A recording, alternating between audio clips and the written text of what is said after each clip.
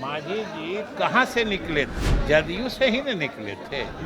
कहा जा रहा था कि आप आ जाइए, तो ये तो कोई अनुचित या कोई अप्रासंगिक बात नहीं।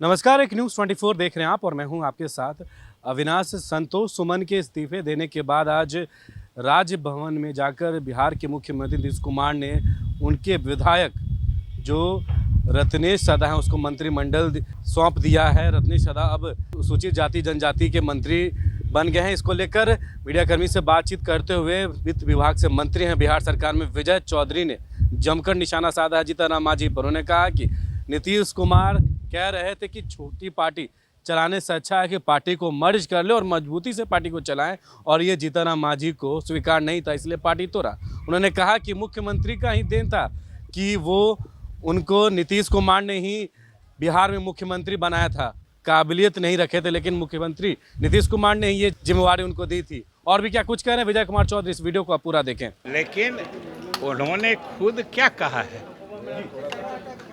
खुद क्या कहा सो बताइए। और बिल्कुल विलय करने की देखिए सीधी सी बात है, मुख्यमंत्री जी ने भी कहा है कि जब दो पार्टियां साथ मिलकर काम करती हैं तो अनेक विकल्पों पर विचार होता है।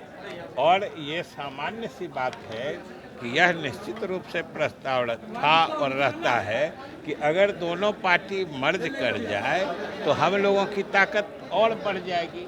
और सबसे बड़ी बात है कि मांझी जी की पार्टी कहाँ से बनी थी? मांझी जी कहाँ से निकले थे? जदयू से ही न निकले थे। जदयू से निकले थे तो अगर पार्टी के तरफ से कहा जा रहा था कि आप आ जाइए, तो ये तो कोई अनुचित या कोई अप्रासंगिक बात नहीं सर। 19 और उन्होंने फैसला किया कि हम नहीं जाएंगे, बाहर चले गए। उन्होंने स्वयं लिख के दिया है।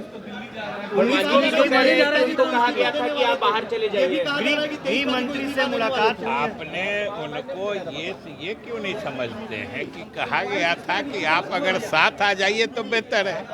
लेकिन 23 तारीख को इस्तीफा देने की बात आ रही थी कि 23 तारीख को देने वाले थे इस्तीफा, उससे पहले आपने ले लिया। अब ये आपको अगर जानकारी है तो उसका विश्लेषण भी आप ही कर सकते हैं। सर 19 तारीख को सर जीतन राम हमको और बात हम तो इतने जानते हैं कि वो आए मेरे पास और उन्होंने कहा कि अब हम लोगों का आपके साथ चलना, मैंने हम चलने में असमर्थ है। और उन्होंने त्यागपत्र दे दिया, उन्होंने लिख के भी वही दिया है। सर 19 तारीख को गृह मंत्री जी से मुलाकात होने जा रही है जीतन राम मांझी की, अपने बेटे के साथ मिलेंगे सर। क्या गृह मंत्री से मुलाकात होने जा रही है, अमित शाह जी से मुलाकात होने जा रही है 19 तारीख। अरे वो देखिए वो स्वतंत्र हैं और पहले भी मिलते रहे। और वो जब पीछे भी अमित शाह जी से मिले थे तो वो खुद आके हम लोग को बताए थे कि हम मिले हैं। तो अगर वो मिलते हैं या अब जब हम लोगों के महागठबंधन में नहीं है, हम लोगों के साथ नहीं है, तो कहीं तो जाने का फैसला वो ले ही सकते हैं।